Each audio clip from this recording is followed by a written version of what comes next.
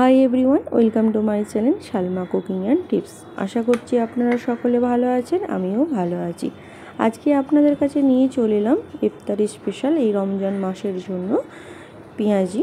তো এটা হচ্ছে ডিম পেঁয়াজি। আমরা পেঁয়াজ দিয়ে তো সবসময় পেঁয়াজি বা পেঁয়াজিও বানাই।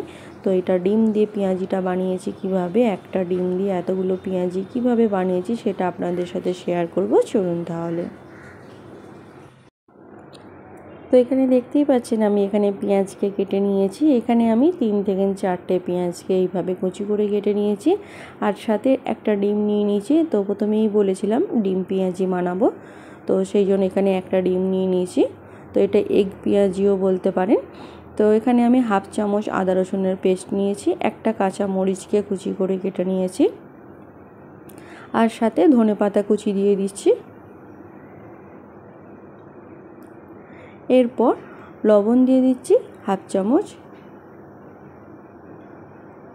গোলমরিচ গুঁড়ো হাফ চামচ, এরপর হলুদ গুঁড়ো হাফ চামচ, লঙ্কা গুঁড়ো হাফ চামচ,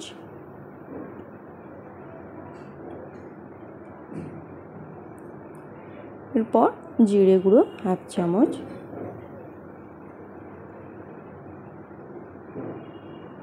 আর গরম মশলা অল্প করে দিচ্ছি, হাফ চামচেরও কম। এরপর চানা বেসন দিয়ে দিচ্ছি এখানে। তো বেসনটা এখানে আমি 2 থেকে 3 চামচের মতন দিয়ে দিচ্ছি, আর সাথে দিয়ে দেবো চালের গুঁড়ো।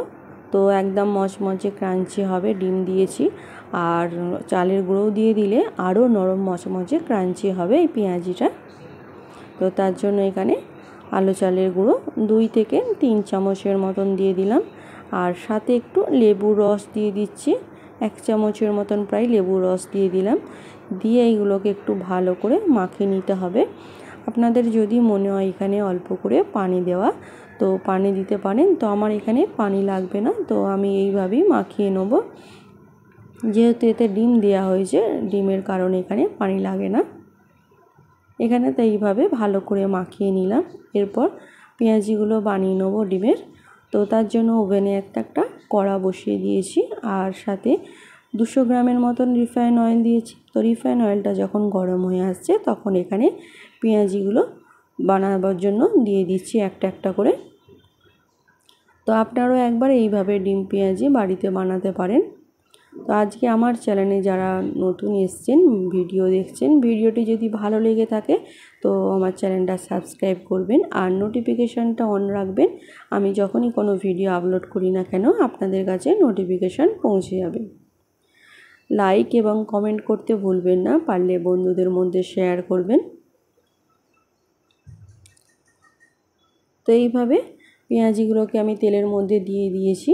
তো দেওয়া হয়ে যাওয়ার পর যখন এক পিঠটা ভালোভাবে ভাজা হয়ে যায় তখন এইভাবে পেঁয়াজিগুলোকে উল্টে নিচ্ছি।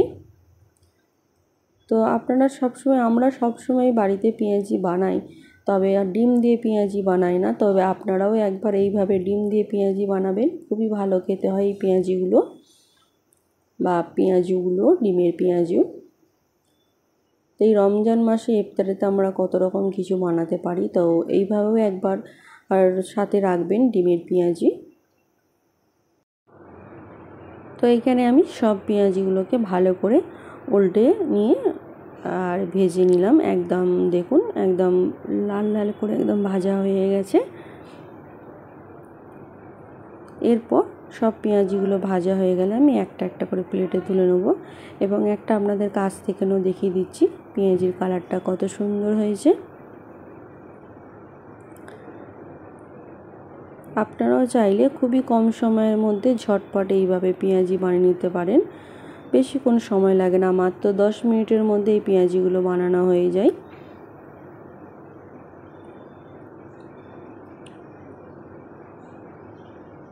তো এখানে দেখতে পাচ্ছেন আমি একটা প্লেটে সার্ভ করে নিলাম পেঁয়াজিগুলো, আর সাথে কিছু সস নিয়ে নিয়েছি। তো আপনারা আপনাদের অনুযায়ী সস ব্যবহার করবেন। আর একটা পেঁয়াজিকে দেখিয়ে দিচ্ছি পেঁয়াজির ভেতরটা কত সুন্দর হয়েছে, এই ডিমের পেঁয়াজির ভেতরটা। তো আজকে আপনাদের সাথে শেয়ার করলাম ডিম পেঁয়াজু বা পেঁয়াজি। তো আপনারাও একবার এইভাবে অতি অবশ্যই বাড়িতে বানাবেন। আজ এই পর্যন্তই, আবার আপনাদের কাছে নতুন একটা ভিডিও নিয়ে আসবো। সেটা রেসিপিরও হতে পারে বা ব্লগ বা টিপস ভিডিও হতে পারে। ভালো থাকবেন, সুস্থ থাকবেন, নিজেও ভালো থাকবেন, সবাইকে ভালো রাখবেন। Thanks for watching my video. Take care.